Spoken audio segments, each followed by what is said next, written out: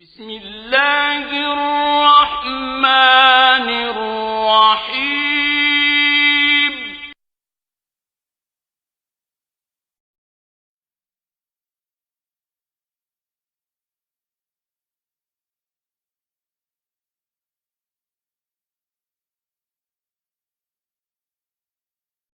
يا حسين يا حسين دمي صوبك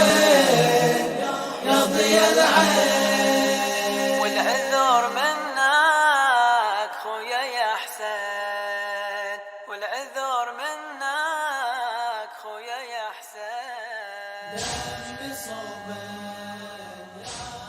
يا سيدي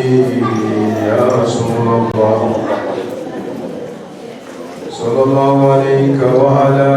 أهل بيتك الطيبين الطاهرين الميامين المعصومين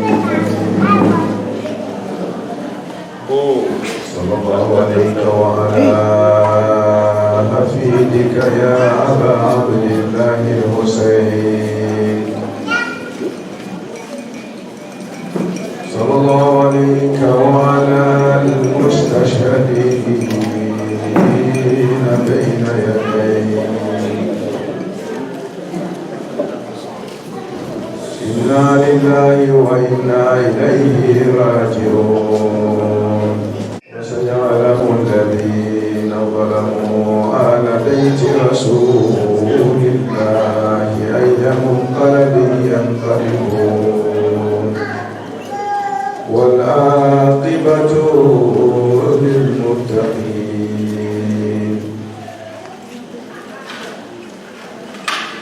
قال الله سبحانه وتعالى في محكم كتابه الكريم: بسم الله الرحمن الرحيم. منهم من قضى نحره ومنهم من ينتظر وما بدلوا تبديلا. صدق الله العلي العظيم. السلام عليكم ورحمة الله وبركاته.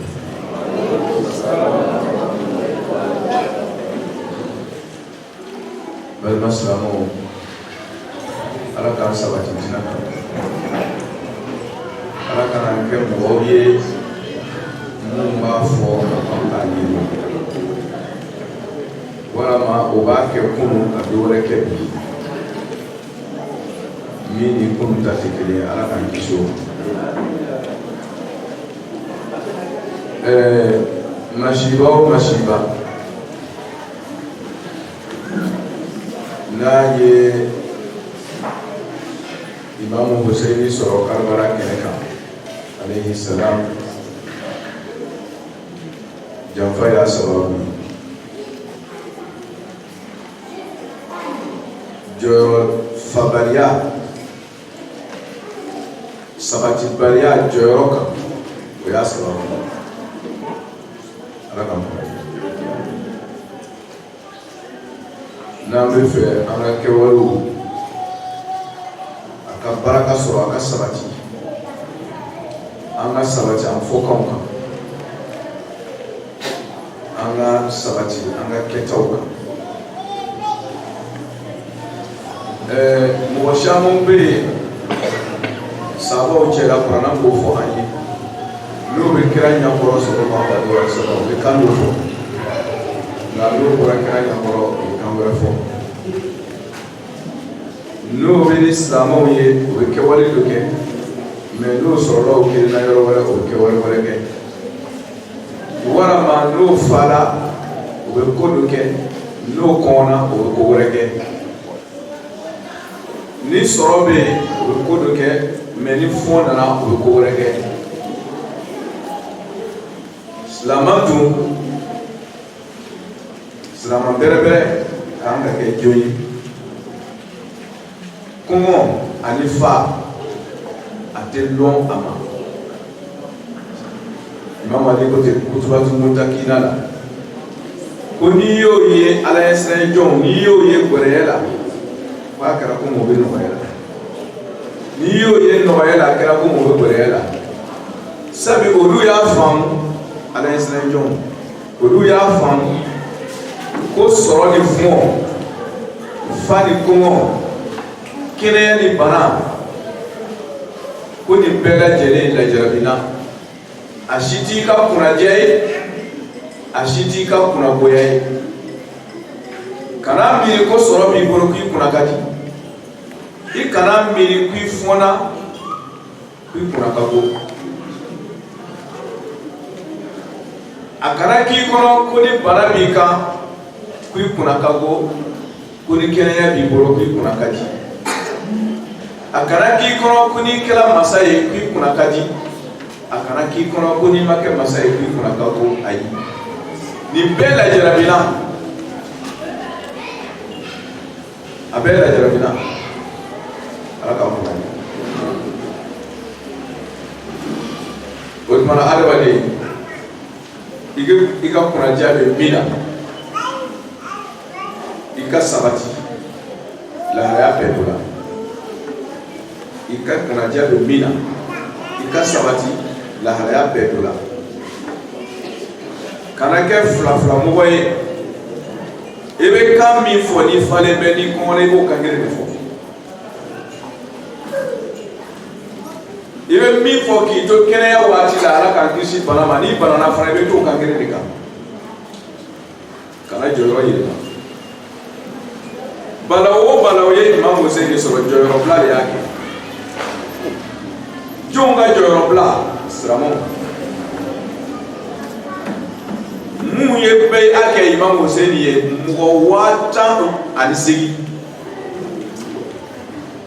min bɔra n'o ye la n'o tɛ mun ta bɔra n'o ma ye o ka siya n'o ye o siya y'o jɔyɔrɔ bila k'a lasigi n balimaw ala ko kɔrɔna kɔnɔ suratu Maida la ko awfu bil uqud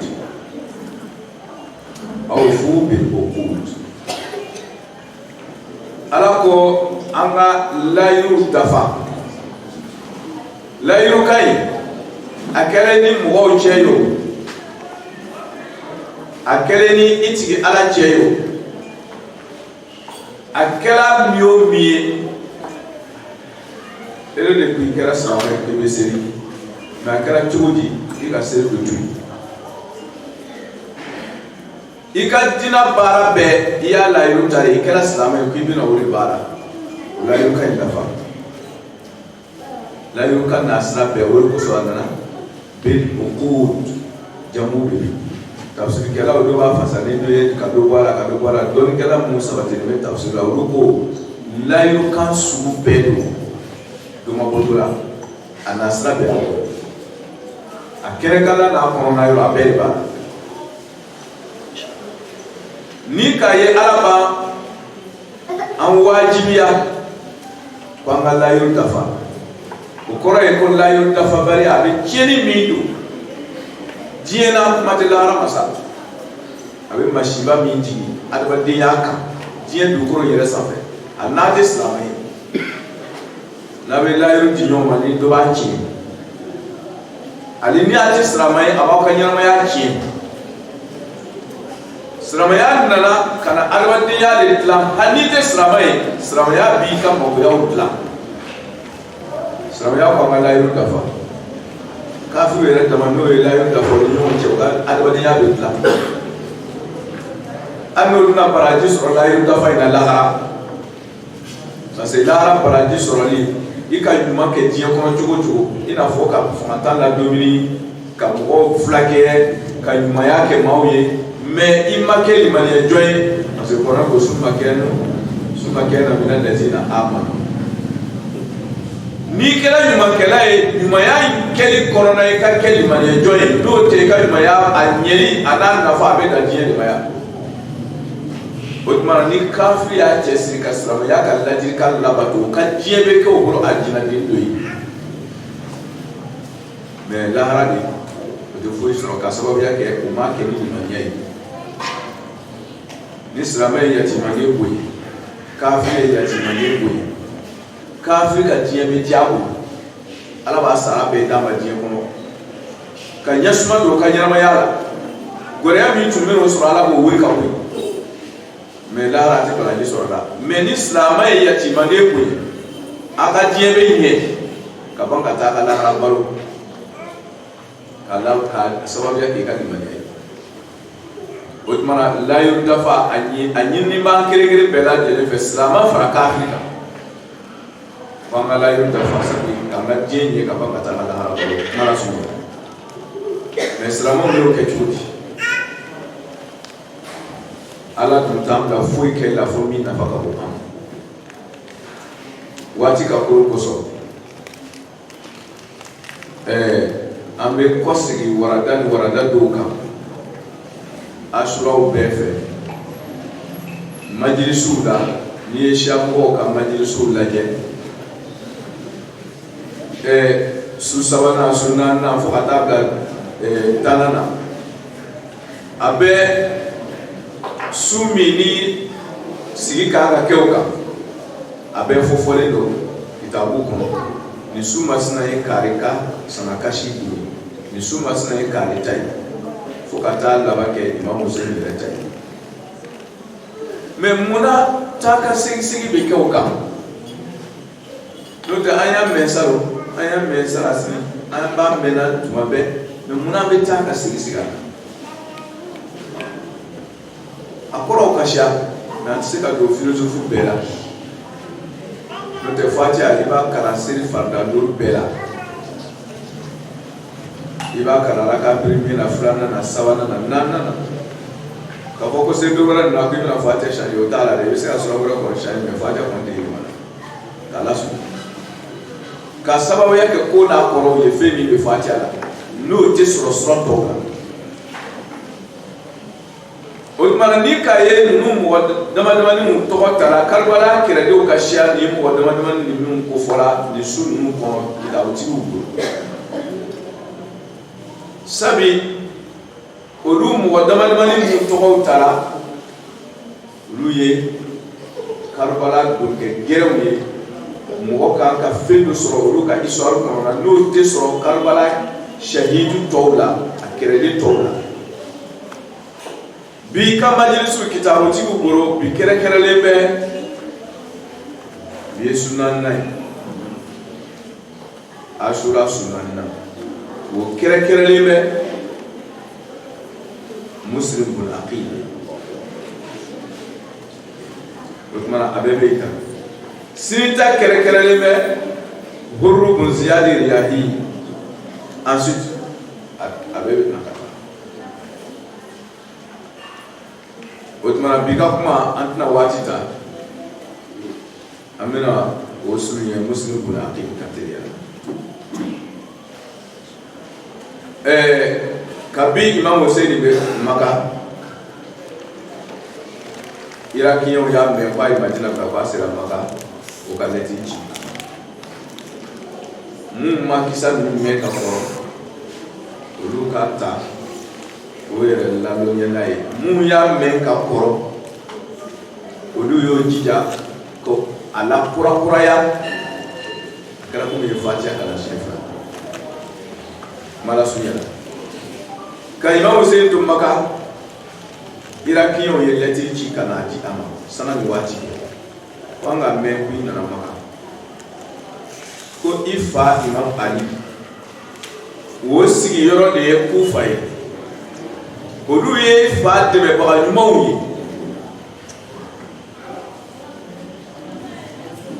ko olu dun y'a mɛn ko Yazid k'ale de sigila silamɛw ɲɛfɛ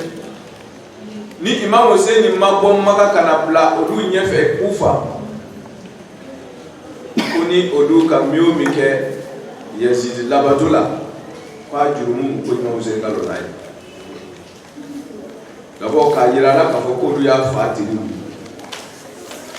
k'a yira fana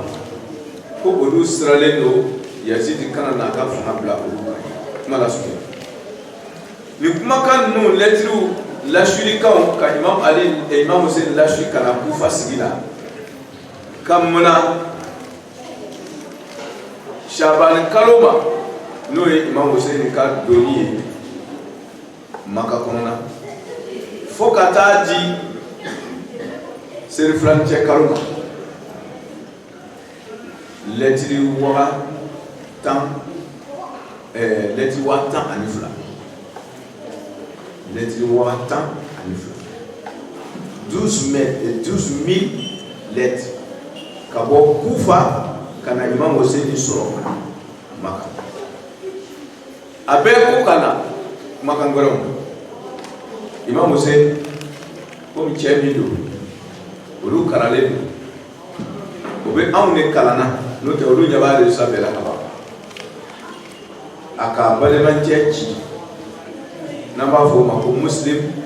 kun aqil wali imam ali alayhi salam o ye dogoni koro ça veut dire que muslim ale imam hussein o ye dogoni koro dewni ayoji ko kata kufa kuma mi fora kufa kaw boroleti shaman bayna akatara dangania mnake akola na ya so mi fora lo kala sunu muslim atara kufa jana kata kufa tena madina kata fuli kabla arakira la doyo moke sallallahu alaihi wa sallam inyashi kufa tumana mina imam muslim kuna aqid na kufa ataraji mo premier nika we shitu sabri imam ali la batubaw kufa ko oluka nyamwa mi be kufa odoto wode muhtari bun abi ubayda saqafi ataraji oka ko na koro koso wati ka koro koso ante de determination mugaw kalletiri usere wonna ka bruno blabla ana bay ake imam hussein muslim buru fokata mo buru no wata ani segi so letri wata farisida imam hussein muslim nani kana ko vérifier ka sege ni kiebala ale mo wata ani segi buru no so ko jira ko segi kata di imam hussein mamaka ko ablala mission mina kana vérification que o tieba ko la imam hussein o fana bena eji je o kan nali mamaka korona jila ka o selama imam hussein ma ko bina fa même no ya dole sur alkaba fonna ko ka fa o jila kan nali do ka bo yesi fe sham kono hejide mun nale be hejila muru dole me o ka eram foni koro we imam hussein gendena no ya yi même no ma soro yoro wala fo alkaba le kerefe ka noro alkaba la ko ka faye ka soro ni araba de eram foni takaba halli moy ati da ye ka fa no ta bi ka eram foni taraka halli ni flaw ko itati hani suzo yechita ito ila mfano kala sume me olule benana kira mwade faka oto ila mfano même na ndoro dal kabala nunu kisa numbe fo ni bebe fo fola mune koso kardo mo mu ote horomanlo mugo me songan bala suke no de kera e ka dina nyafo bayo no de kera e ka islamaya e nyamoy ibi ka se ni ka su na o tira mo le ma ni ma mo jogo kala ita do na ka na mai o tuma ni mi se bebe fora ka la o yoro de ka ika do jole nunu yi na fora ko Yazidi ma ko ba akam ke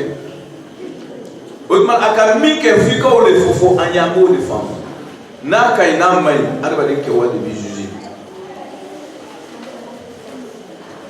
Yazidi de keto yi ni mo be era fonna ite se ka soso fa de wo Yazidi de ko era mo fondo la mo ko ka kira mo de fa même na noro dal kabala o ma wo soso fa la ka do era fonna sare nu ma ko titina la ma ko ro de beti ala ka ko ni ko nu titina mo wo ka la so Imam Hussein chila kambura kufa ko ayina mo ba ko ba fa yi o tmana prévu be sur la dalil be sur la mi ba ira ka ko abe se kan ta ni fara fo kunye nda fo mo londo be na o mina dalilu di kitabu tigi mu be kan ga fo ani karamo mu be kan ga fo ambal mo jela no esuna mo yi ko Imam Hussein bora pa ya dalali ni bebe fola est-ce que ni ya Imam Hussein ka maka blani ni ya la ya mo bi wela letri watan flati ki mo ma do letri watan flati da nima o bora o wele kan lamna lila o ya la de e mo fana ba ko maka kono fana ka fa ko fana ya la de aka to yo ka fa ka jori no ra ka bala soso ere ma ka fa yo mina mo mi ka sani albade o be du ko ka o dodo we Imam Hussein sayyid shabab ya jama wole jori bina ko al kabala est-ce que o tem wo bok mo abi fo ko tira mo ko rani ya dani karam ko baba mi hakiri bala o be to bala amina sabe mai kala su nima akala kanye ba do bina fo ko Imam Hussein ko abora ko ya dani ka bla bora mais eduma foi fama ala abocho le nyafoto yi abocho ko madina kono nyafole yi kama abocho ko ni maka kono na kasrata kala sunya Imam Hussein kele ko kasrata tubaria sela Yazidi e balo afa Muawiya akamwo si kufa kuna ni mafre atoa yo Nu'man bin Bashir Muawiya kala sigide mibe kufa kuna Muawiya tunye décision d'ota parce que Nu'man bin Bashir Imam Ali kuma ka kufa ka asigira no ka mie mo obe Imam Hussein kanu ka sababu yake Imam Ali o Nu'man bin Bashir atumbe sherifu boye haidaraw ate torongo la abo boye we Muawiya kala sigide kufa kuna Yazidi toro donala ko Imam Hussein kwa betara kufa we chira blama muntara ko kata fani ko lu ya jira ko Imam Hussein makabla utmana kwa betara kufa Yazidi kam waji bayasro singoro mugon ka do fo Yazidi ko Nu'man bin Bashir mimbe kufa kuna ni fa Muawiya kelime ka blai kui fa Muawiya tum prena ka Nu'man bin Bashir changer ka modo blai ko parce que Nu'man bin Bashir kwa makalendo shitu lai kwa be shamu wao kwa be nyina wala koju kwa anima fari uma ko kuso ifa Muawiya tum prena ni ka changer ka jumblai Ubaydillah ibn Ziyad Muawiya tun kelime ka ale bla Basra ni kuna Muawiya ka représentant de Basra kuna nunu mo wonu bebe fuye ba nunu be hadisa fola o ya otmana nunu parce que dina ɲɛmɔgɔw don olu tun ye ba sira ɲɛmɔgɔya kɛ silamɛya ɲɛmɔgɔya kɛ k'Ala sɔn Muawiya ka décision ta k'a b'a changer Muawiya si kɔdɔrɔyara mais a tun ye bataki sɛbɛ ka ban parce que n'o bɛ fɛ ka mɔgɔ dɔ wuli o bɛ lettre sɛbɛ k'a fɔ bon kari bɔra yen kari b'a place la Muawiya tun y'o lettre sɛbɛ ka ban k'a di a ka dakɔrɔsigi dɔ ma Muawiya si nana kɔdɔrɔya a harakila ye diɲɛ to o tuma na kabini kibaruya in nana fɔ ko Imam Hussein bɛ taa Kufa dakɔrɔsigibagaw ye Muawiya Yazid ni o ye ɲɔgɔn ye ko bon an bɛ ko in bila cogo di olu ko Imam Hussein olu ko Yazid ma ko i fa Muawiya a tun ye décision min ta jana ka soma yɛlɛma a ko yala ni fa b'ula sisan ka na jɔ ɲɛfɛ k'a ka décision yira i la k'i bɛ sɔn wa Yazid o ko Yazid ma ten ni fa Muawiya kunna sisan décision min tun b'a fɛ Kufa ko yala o décision fɔ i ye sisan i bɛ sɔn a ta ma i tɛ sɔn de Yazid ko mun kosɔn a tɛ sɔn a fa ta ma a bɛ sɔn o k'o bolo don kun ka fa ka lettre min sɛbɛn k'a bɛna Numan bin Bashir changer ka Ubaydillah bin Ziyad bila yen o k'o yira a la a y'a kalan k'a ye ko tiɲɛ yɛrɛ yɛrɛ jati don o tuma na a ko lettre in ta en même temps ka ci labila teriya la ko Ubaydillah bin Ziyad k'a sɔrɔ o ka lettre in ta k'a d'ale ma Ubaydillah bin Ziyad ma ko bon k'a kɛra Kufa ɲɛmɔgɔ ye Muawiya tun ka min laɲini a den Yazid y'o de bila pratique la a k'a fɔ Ubaydillah bin Ziyad ye Yazid k'a fɔ a ye ko n'a sera Kufa ko a y'a mɛn ko Imam Hussein ka lasigiden taara Kufa n'o ye Muslim bin Aqil ye ka taga mɔgɔw réunir ko sensibiliser k'a bila jani Imam Hussein yɛrɛ ka se yen o tuma n'a sera yen a ka baara la o ka ɲi ban jani Imam Hussein yɛrɛ ka se yen a ka sɔrɔ k'o yɛrɛ minɛ a ka diyagoya vote kɛ ale Yazid ye n'a ma sɔn baara min kan ka d'a kan o ye fisaya ye kuma la surunya Ubaydillah bin Ziyad taara ni nin ladilikan ye an bɛ nin misɛnmisɛn bɛɛ fɔ parce que kuma dɔw b'a kɔkɔrɔ a ye kumaw kɔlɔsi o ye jumɛn ye parce que a bɛ fɔ ko Yazid min sɔrɔ kitabu dɔw kɔnɔ ko Yazid ma Imam Hussein ka fagali laɲini ko Ubaydillah bin Ziyad yɛrɛ ka cɛsiri n'a ka jija don salo fɛ ka Yazid gbɛ ka ko ta k'a la Ubaydillah bin Ziyad kunna o kosɔn i bɛ misɛnmisɛn ninnu kɔlɔsi n'i ka kuma faamu ka ɲɛ dɔrɔn n'o bɛ fɛ ka nkalontigɛ kuma kɛ dɔrɔn i bɛ bɔ n'a ye a sekere bɛɛ ye Ubaydillah bin Ziyad a sigila Yazid bolo ni kumakan min ye o de fɔtɔ ye a ma décision foyi bɔ a yɛrɛ la k'a kɛ n'a ma kɛ ni Yazid ka yamaruya ye n'a y'a sɔrɔ n bɛ yɔrɔ fitinin dɔ di ka sɔrɔ a taa ni wɔrɔ n'a ye n'a y'a sɔrɔ ni Ubaydillah bin Ziyad yɛrɛ ka cɛsiri ko don ka Imam Hussein kun tigɛ n'a a yamaruya ma bɔ Yazid bolo a dun kɛra cogo di kunkɔrɔ tigɛlen kɔfɛ Yazid bolo Ubaydillah bin Ziyad bolo a kɛra cogo di Yazid ka cira bila teriya la k'a fɔ Ubaydillah bin Ziyad ye Kufa parce que a fana tun b'a ka pankacun kɛra ni Imam Hussein kunkolo ye Kufa k'a yira ko ale ka baara ye Ubaydillah bin Ziyad Yazid ka cira bila ka na f'a ye joona k'a ye tɛmɛ ka na ni kunkolo ye joona ka na ale sɔrɔ Yazid ka fɛti ba labɛn ka Imam Hussein kunkolo accueilli n'a bɛ waso k'olu gɛnna o juguw kan mais munna n'ale ma Ubaydillah bin Ziyad bila nin baara in na o ni a ma diya Yazid ye o munna a ka fɛti kɛ ni i ka mɔgɔ ci Alakira sallallahu alaihi wa sallam a ye Khalid bin Walid a y'a ci la dɔw la kira a y'a ka kitabu dɔ b'a fɔ ko Muhammadu Rasulullah sunna kitabu a y'a kalan kira ye Khalid bin Walid ci la dɔw la kɛrɛ dɔw la a taara kɛ a ɲajugu kan kira y'i bolo kɔrɔta a ko ana bari'un kira ko Khalid bin Walid taara baara min kɛ k'ale kira maniyalen don ka bɔ a ka kɛ walima pewu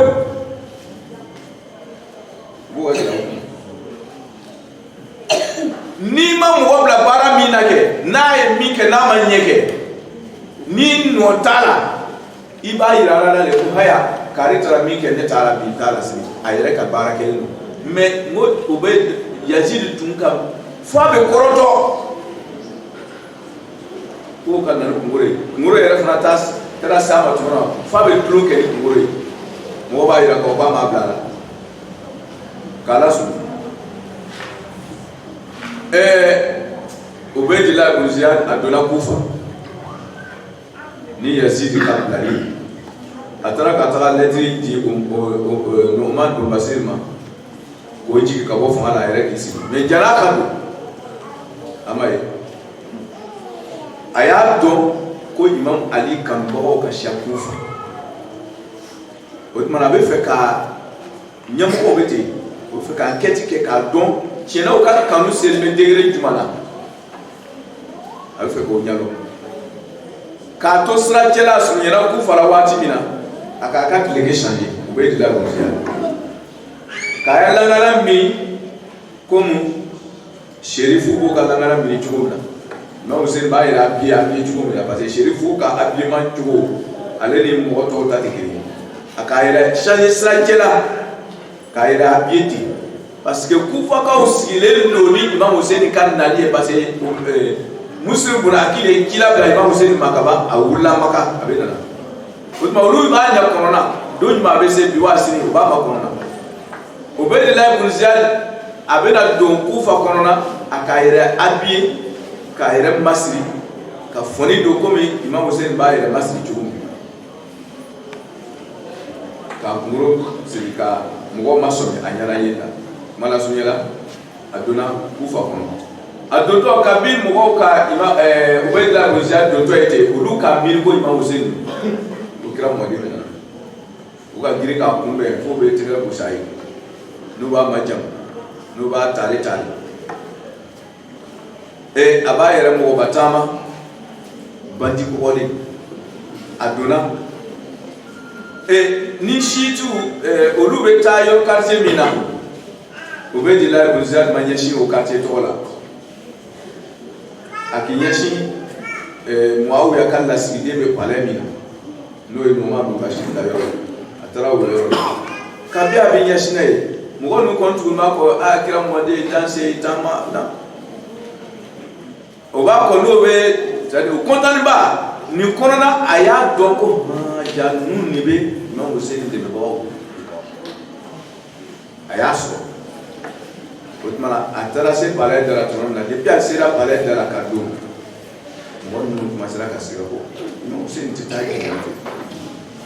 k'a lasɔrɔ a donna yen a ye cɛ dɔ bɔ yen ka ban a yɛrɛ k'i sigi fanga kan a ka mɔgɔ bila teriya bɔndala kuma la ni o b'a fɔ o ma ko Ma'akal a ka renseignements généraux a ka enquêtekɛla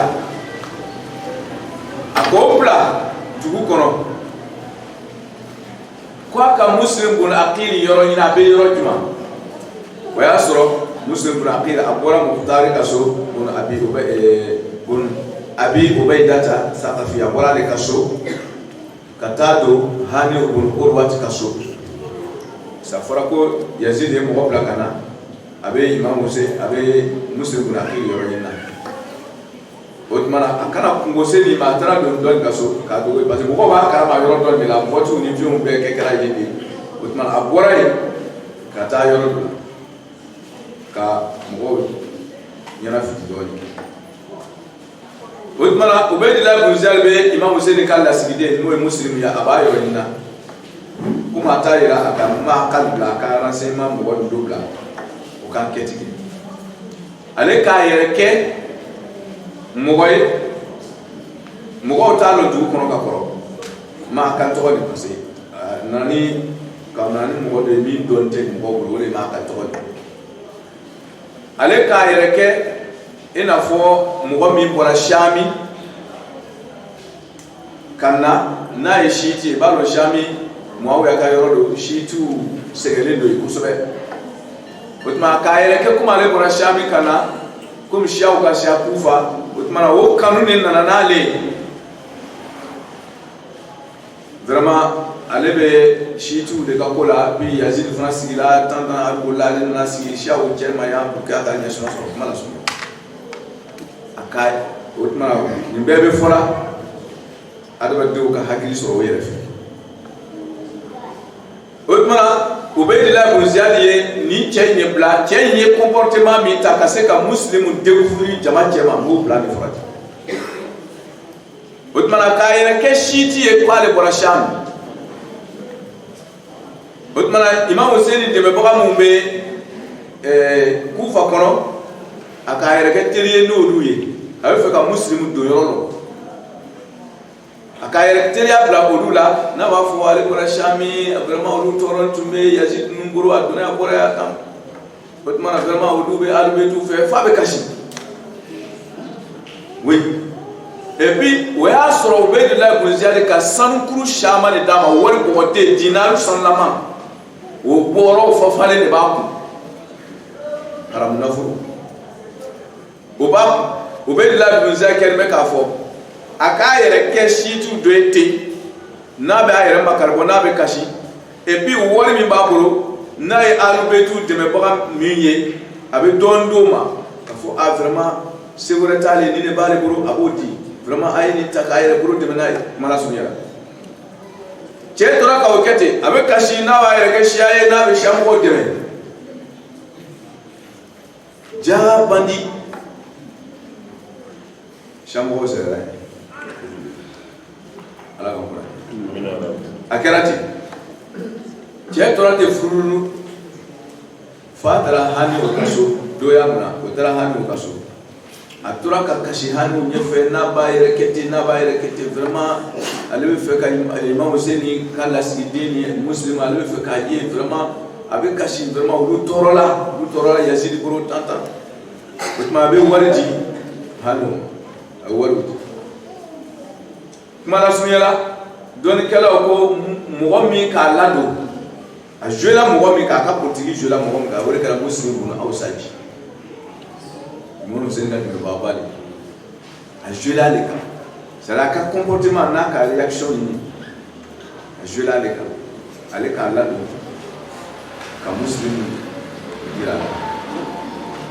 muslim na dira ok ama décourager aka ke toujours comme foiti loni lo abeta na be kosiri na be shia ko baro ke na be makarbo ke na be se deme na o deme o di atorate fo mo mo mena do no mena imam Hussein muslim na kini fe we balo mu ke fa ishama surata wala ka na be ta rapport ke Ubaydillah ibn Ziyad mala sunya buru akerate Ubaydillah ibn Ziyad ka kila bla hanu buru kwa hiyo hanu buru atara Ubaydillah ibn Ziyad ko imam Hussein ka mo ni chikana ni o kele me ka jamana chien parce que le tume kufa kuna imam Hussein maseba maratu mulu ko imam Hussein mo wa blakana oluka fanga chien ko hani ule ba ko kokoro ko hani we na chie ba na muslim hani ka ko mo tare ko muslim tare masaw Ubaydillah ibn Ziyad ko chenna nayi ka bi fe anu ko la pata le fe o ya so ma kal be ko mara ko ma kal ma fay ma kal ko rakana depuis hanu nyala ma kal kan ro ko woyo waji hanu ko Ubaydillah ibn Ziyad ma ko tiɲɛna ale siranna de ko hani b'a de fɛ et ko muslim b'a de fɛ b'ale siranna parce que depuis a ka diɲɛ dɔrɔn ko nin bɛ olu senkɔrɔ su nin tile k'a lasɔn o tuma na a ma ɲɛ ka fɔ min kɔ ko fɔ hani o ye na muslim na kiri ye hani o fana ko tiɲɛ yɛrɛ yɛrɛ la a kɔni b'ale ka so mais ale tɛna n'a ye oui kuma kwa nanaye te nanaye abebo karana ni ko wallahi nanaye ni ko wallahi te nanaye we nyo sama sama te jama mumbe masake da korosi ute ba dogula ko je min nanaye te nanaye min nanaye te ko kuma shera o ka hanu mna kerefe ka baba ka shamo faye da korosi faye na apati nanaye mala suye buruma amanye ka fomi ko fo o dasira nyoma kuma gwere fo la o ka nyon nenen o be la bruzal ka amba fatma zara nen ka imam ali nen ka imam hasan nen ka imam hussein nen ebe muslim ko le la muslim be baraka mun ka ordo ko ako benen aka hanu fana fitna abora muslim ko era kan sasa muslim bona ki ba boro ka sa ase ko sera roja hanu fara fitna na afana ka akunyama kadi Yazid ma Ubaydillah ibn Ziyad kam Muawiya ka tamadi anaka dromi Yazid naka fasili anaka bulbariya ulu bani Umayya to ka cheni munyo ka lasibito ni make fitil ma wale ala krama itik tugununu ko ka bedo aboi manye Ubaydillah ibn Ziyad anika jugo ni juere ka to kasiru kufa kuna aka jekoroba munati kanalo hano ko ora munati aka masaya bere mi babo ka hanu ko shabuna ka bo foka juri ci anya be kan ka yobe ka pa ka mna ko ka tabla ka sura ka tatu mala sunya burma o ka fa amesite ya kwa wati ka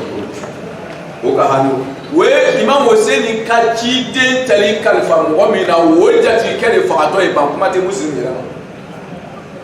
kuma te imam Hussein yo olu munji kana ni sawri ke miyo mi la kira ka sokoro mo la ate je la kuma te alu betu yerama oui kuyi jugu teri oui jugu imam ali goti i jugu teri e mami oui jugu o mana Yazid jugu ye imam Hussein a jugu ye muslim bonakhiri mun kala muslim bonakhiri ni imam Hussein tiriwe olu le be fagara ba parce que olu fana kala Yazid jugu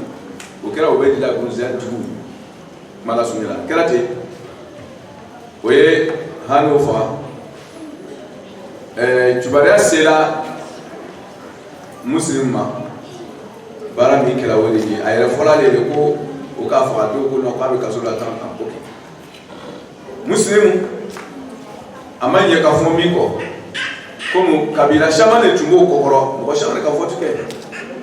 o wula katara masake ka yoro datu ka tawo joy ko fo ka hani udoma do ko asara do ko masa ko fo ka dire amanye ka fo mi ko Ubaydillah ibn Ziyad ka muke aka planga bone aka ko fla belebele de ke ka islamu fara we kama kuma damna da wo islama ka sabati a wusula sumana o sabati yoro kini wo ka muneke Ubaydillah ibn Ziyad aka mugota kuma ka lon depuis tapati numekera ko numekera aka mugota do were ka bo Basra olu te kufa kawli olu nana kana do kufa korona ali mojahira kama korona ba fa ko izaja ko fasikun bina ba in fata bayan ni tubara ka nana ma aya sege sege no te abra nyom plaka fara fara ka chenu do aya ko fuka kaso ke se fuita Ubaydillah ibn Ziyad ka turu ke mo ka serbola aka mo tali ladu olu mɔgɔtani ko cogo di olu nana mun fɔ kufakaw ye k'olu ye kɛrɛdenw de ye ka bɔ Yazid fɛ Shami k'olu mɔgɔtani kɛra ɲabila ye ka na fɔ kufakaw ye k'o ye sɔn Ubaydillah ibn Ziyad tama a b'o bilala miyo min kan o ka sɔn a tama ni o ma sɔn Ubaydillah ibn Ziyad tama ko kɛrɛden tɔ waga yirikaw de bɛ kɔfɛ ka bɔ Kufa kɔnɔ ka bɔ Shami kɔnɔ o bɛ sira la ka na o nana kana fɔ siranya donna parce que irakiyɛnw o ka Sham ka o ka kɛrɛ dɔn o tɛ o don tɔgɔ ko ye dɛ o ye lawale de ka kɔrɔ oui o ko si dɔn kɛrɛ la k'ala suɲɛ dɔw bɛ yen muslim kun akili ka dɛmɛbagaw cɛ la mun murutilen don ko fɔ hali u ka labila ka di olu ma ko muslim yɛrɛ fana tɛ di depuis a fɔra ko kɛrɛdenw labɛnnen don ko bɛ nana ko n'u ma sɔn u bɛ laburuziya ta ma ka luda bila u ka kɔsegi ka muslimu ka bɛɛ min kɛra a bolo k'a di Imam Hussein ma ko o bɛ yen n'u m'o kɛ ko kɛrɛdenw dontɔ don caman ja wulila ma sera ka yɛrɛ mun bɛ fɛ k'o ja kɔrɔ dɔɔnin o ka wari tilan tilan olu cɛ ka don do ka musow kan ka wari di d'u ma dɔ b'a cɛ wele ko i tɛ na dɔn ko caman dira han mana suɲɛ bolo ma o ka dɔw bɔ ja ka ni kɛrɛdenw ye ka dɔw nɛgɛ ni nafolo ye voilà janfa min ka Imam Hussein sɔrɔ mun ko olu de b'a fɛ olu bolo o ka Imam Hussein kɔ kan o ka muslim janfa m'o jɔ o jɔyɔrɔ kan fo kelen kelenw cɛkɔrɔba kundaw a kɛra ten kuma la suɲɛ bolo ma dɔnnikɛlaw k'a tora mɔgɔ 30 ni mɔgɔ 18 min bɛ bolo nɔ di muslim o bɛɛ tun bɔra wo ha ka taa lɔ masakɛ ka duda la tile damani bɛɛ yɛrɛ kɛra bɛɛ tunna mɔgɔ 30 dɔrɔn pe o de tora muslim kɔkɔrɔ o donna misiri la k'o bɛ seli ka muslim to seli la komi ale de ye diinɛ ɲɛmɔgɔ ye k'a to seli la yan'a bɛ sara bila mɔgɔ kelen de kɔfɛ bɛɛ taara pewu o ye mɔgɔw ka jɔyɔrɔ fa o kɛlen muslim k'a lɔn sa ko baara sɔrɔla o tuma na a kɛra Nabila Musa ta ye a bɛ yaala kɔrɔn fɛ se ka don Firawuna ka so i bɛ don jo ka so fana ni muslim ni o bɛ laburuziya k'i minɛ yen kuma la suɲɛ bolo ma a tora ten mɔgɔ si tɛ sɔn ka a ladon a ka so bɛɛ tun sɔnni bɛ ale min ye nin ye Imam Hussein ka lasigiden ye kuma tɛ Imam Hussein yɛrɛ ma k'a lasuɲɛ muslim tora yaala la ten su ko la dɔyɔrɔ t'a bolo a taara sigi muso dɔ ka da la kuma la suɲɛ bolo ma o k'a ɲininka e jɔn ye a k'a yɛrɛ ɲɛfɔ kuma la suɲɛ bolo ma o k'a bisimila ka ji d'a ma a k'a ɲini o fɛ k'a bɛ to yen a k'a bila yɔrɔ min d'a ma kuma la suɲɛ bolo ma a donna o fana ta dencɛ bolokunani 4 dokɛw o kuma kɔrɔ ye mun ye mun b'a ɲini k'o kɔnɔ fa o y'o dɔw ye o de ka silamɛya mako sa bolokunani 4 kɔnɔbara in tɛ fa ɲɛfɛla tɛ fa kaburu bɔgɔ o de b'a fa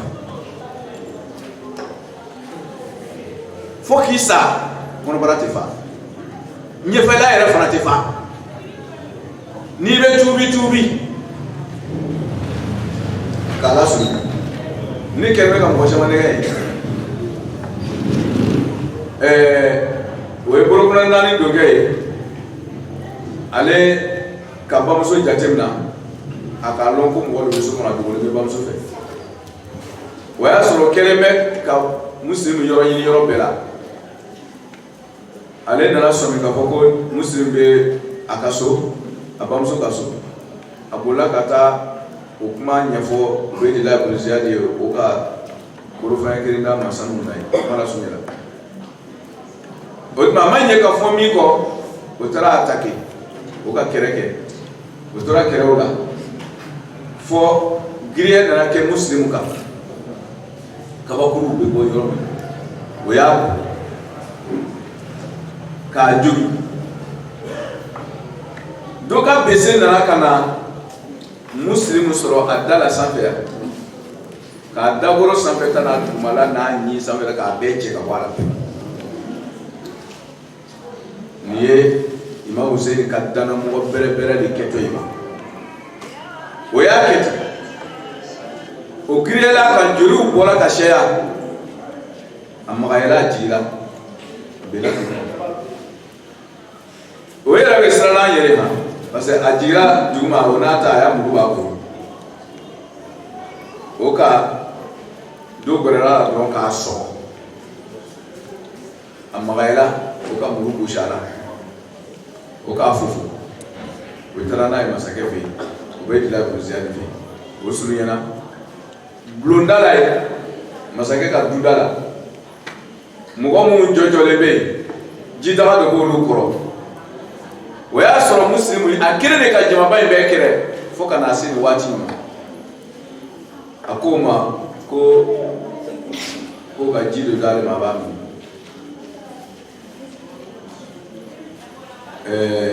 dɔ k'i kanto jama cɛla ko jahanama takami ji k'i bɛ o de min n'o tɛ ni jisuma in kɔni tɛ o musilimu ko a ma ko aw de bɛ jahanama ji min la ye n'o tɛ ale tɛ k'a lasurunya dɔ ko non k'o ye ji d'a ma sa hali ka ji min i kɔni bɛ faga ale de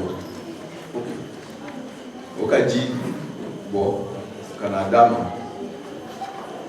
ji nin gɔrɔla la joli min bɛ bɔla a da la o ka ji fiyɛ fa bɛɛ kɛra joli ye k'a bɔn o taara dɔ wɛrɛ fa ka na n'a ye n'a ko a b'a a dayɛlɛ a ɲi bɔ ɲɔgɔn na k'a dayɛlɛ dɔrɔn a bɛɛ bɛ fa joli la k'a bɔn o taara sabanan fa ka na n'a ye ɲi tɔni min bɛ da la a y'a yɛrɛ ɲɛnama k'a bɛ na o fana ɲi tɔ bɛɛ bunna ji kɔnɔ yen parce que a bɛɛ yɔgɔyɔgɔ la o tumana sabanan in kɛra ten a k'a ji fili k'ale nin yɔrɔ tɛ ji in na ye k'a lasurunya bɛɛ dɔn a kɛra ten a bɛ kasi o k'a ma mɔgɔw dɔw k'a ma o yɔrɔ la ko i bɛ kasi la i ma foyi ye bɔn i bɛna faga i bɛ taa jahanama fana kɔnɔ a ko jaabi mɔgɔ min ye jahannamaden a y'o d'u ma yen ko saya yɛrɛ fana olu tɛ siran saya ɲɛ ko mais ale tɛ kasi la ale yɛrɛ tɛ kasi la dɛ ale bɛ kasi la mɔgɔ de ka kasi la min ye Imamu Hussein alayhi salam ko o bɛna na Kufa ale ka cila bila a ma ka ban ko mɔgɔw sɔnni ma mɔgɔ minnu sɔnna ma olu de labanna ka na kɛ ten k'ale labila ka na nin baara in kɛ ale la ni tɔɔrɔya sigi cogo ye ka ji bari ale ma k'ale faga ni fagacogo la surtout Imamu Hussein min k'ale ci ni nin dara ale kan mun de bɛna da Imamu Hussein kan sa ni ye ciden bugɔ cogo ye min k'i ci don n'o sɔrɔla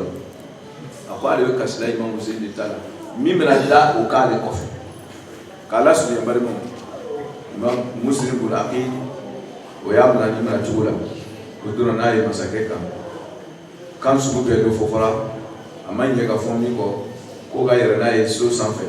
ko n'o sera sanfɛ o k'a kun bɔ a la ka kunkolo bila ka jigin duguma ka farikolo tugu a kɔ o dun yɛrɛ n'a ye so sanfɛ ten a bɛ yɛrɛ la a bɛ sigi faru kɛra a bɛ sɔli kɛra kira kan mala suɲɛkoro ma o sera sanfɛ o ka Muslimu kunkolo bɔ a la k'a bila ka jigin duguma ka sɔrɔ ka farikolo ɲɔti ka bɛn a kɔ nin kɛra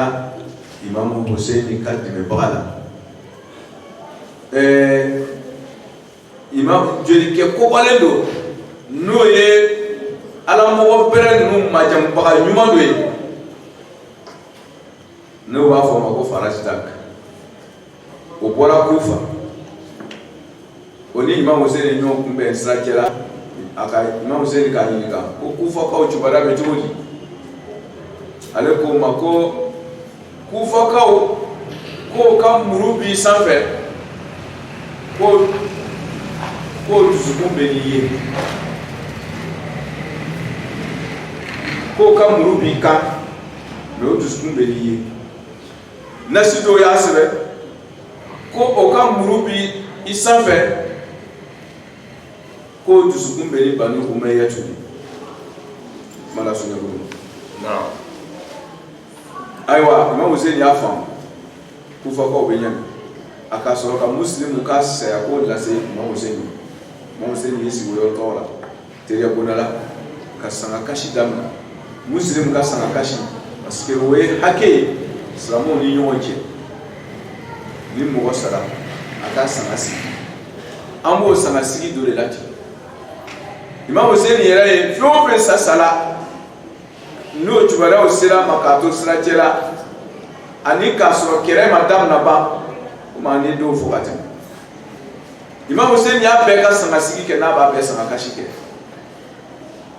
o tuma anw fana ka devoir ye min ye an ka Imam Hussein ka sanga sigi malasurunya la don mun de ka nin bɛɛ lajɛlen provoquer ni o de fɔ kuma daminɛ la layiru tiɲɛ an ye siyiti ye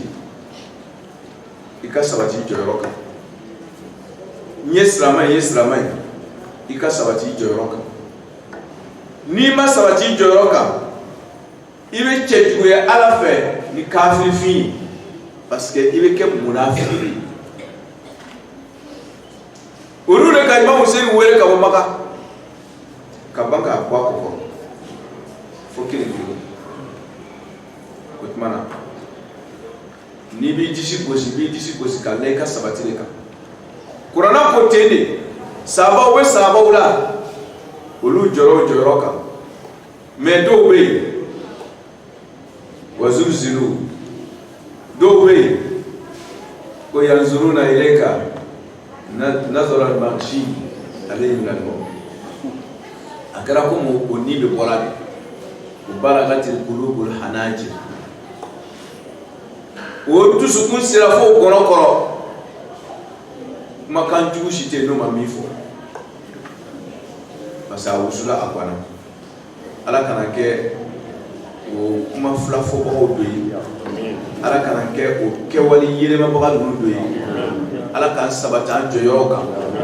Ala ka don ani lajarabi wɛrɛw cɛ Ala k'an sabati tiɲɛ kan kɔngɔ kana bɔ a la fa kana yaada kira yɛrɛ barika la mɔgɔ ɲuman la Allahumma salli ala Muhammadin wa ali Muhammad